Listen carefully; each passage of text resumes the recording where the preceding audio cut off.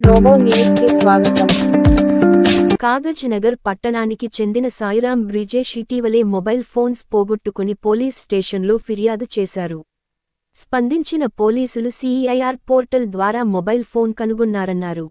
C. Rajendra Prasad నేడు పట్టణ police స్టేషన్లో బాధితులకు మొబైల్ ఫోన్స్ అప్పగించారు. వీరితో ఎస్ఐ రమేష్ ఉన్నారు. కాగజ్ నగర్లోని పలు సమస్యలను పరిష్కరించవలసిందిగా కోరుతూ సబ్ కలెక్టర్ శ్రద్ధా శుక్లకు స్థానికులు వినతిపత్రం ఇచ్చారు. మున్సిపాలిటీలో శానిటేషన్, డ్రైనేజీ, మిషన్ భగీరథ పైప్లైన్ల లీకేజీ, ఆసరా పెన్షన్ల పంపిణీలో జరిగిన తప్పులను సవరించాలని కోరారు.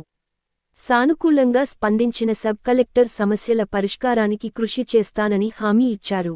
స్థానికుల వివరాల ప్రకారం కడంబా సమీపంలో భీమన్న దేవర వద్ద ద్విచక్ర వాహనం అదుపుతప్పి భీమిని మండలం వీగాం గ్రామానికి చెందిన పలువురికి గాయాలయ్యాయి.